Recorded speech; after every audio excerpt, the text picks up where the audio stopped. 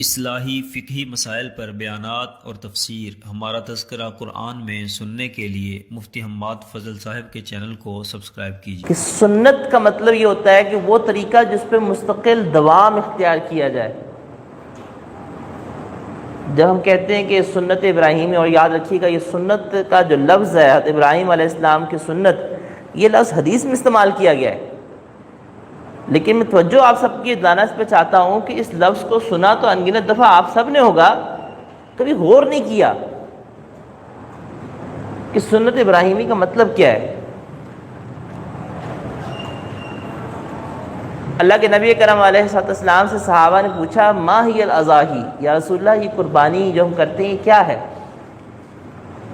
تو آپ علیہ السلام نے ارشاد فرمایا کہ سنت ابیکم ابراہیم، کہ تمہارے باپ ابراہیم علیہ السلام کی سنت ہے۔ تو سنت ابراہیم کا لفظ تو حدیث میں بیان کیا گیا، اب اس کا مطلب سمجھیے کہ سنت جو ہے وہ تو کہتے ہیں اس طریقے کو جو کہ مستقل ہو، مسلسل ہو، کنٹینیوٹی ہو، دوام ہو، اس کو کہتے ہیں سنت۔ جب یہ فرمایا حدیث مبارکہ میں کہ سنت ابیکم ابراہیم، تمہارے باپ ابراہیم علیہ السلام کی سنت ہے، تو میرا آپ سب سے سوال ہے، حضرت ابراہیم علیہ السلام نے یہ چھری مسلسل چلائی یا ایک دفعہ چلائی تھی؟ ایک دفعہ چلائی تھی۔ یہ واقعہ مسلسل پیش ہوا تھا کہ ایک دفعہ ہوا تھا؟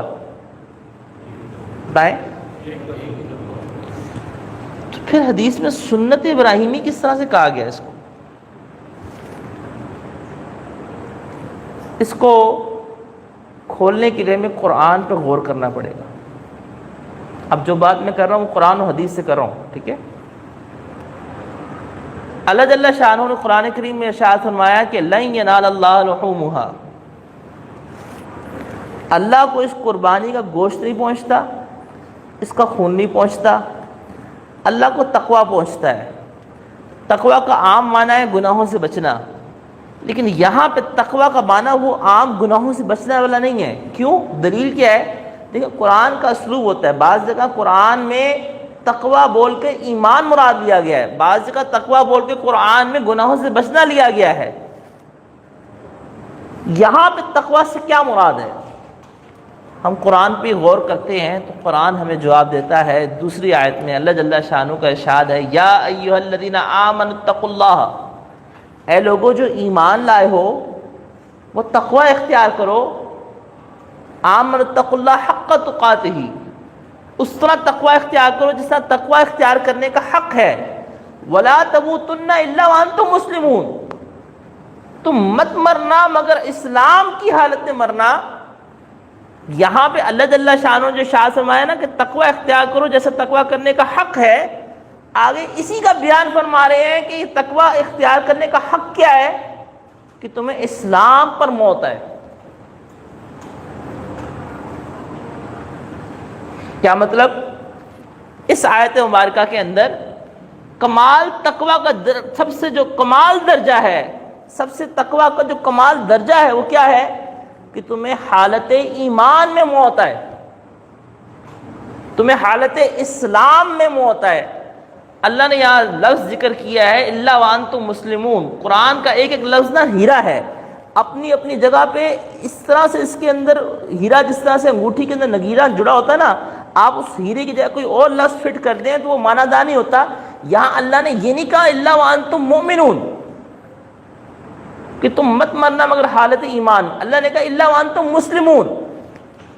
کیوں؟ اسلام کیا ہے؟ اسلام اس بات کو کہتے ہیں کہ اپنے سر کو جھکا دینا اور کامل اطاعت کو اختیار کر لینا۔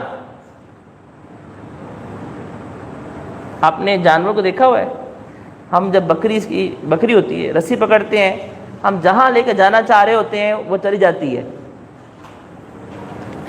تو جو بکری کی جو کیفیت ہے نا کہ جہاں پہ جانا چاہ رہی ہوتی ہے چلی جاتی ہے، آپ اس کو اسلام سے سمجھیں کہ اسلام یہ اطاعت چاہتا ہے کہ اے بندے تیری مرضی نہ رہے، مرضی کس کی ہو؟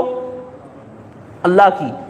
تو ایسے بن جا کہ جیسے یہ جانور ہے، اللہ کے آگے اللہ کے آگے کہ اللہ تجھے جو حکم دے تو سر جھکا کہ سمعنا وطاعنا، اللہ آپ کا حکم میرا سر حاضر، اللہ آپ نے یہ فرمایا میں اپنی مرضی نہیں کروں گا۔ تو اسلام کا مطلب کیا ہوا کہ کامل اپنے سر کو جھکا دینا اللہ کی اطاعت کے آگے۔ تو اب اللہ یہ فرما رہا ہے کہ تم نے کامل تقویٰ کا درجہ کیا ہے؟ اسلام، یعنی اللہ کے آگے اطاعت کی وہ حالت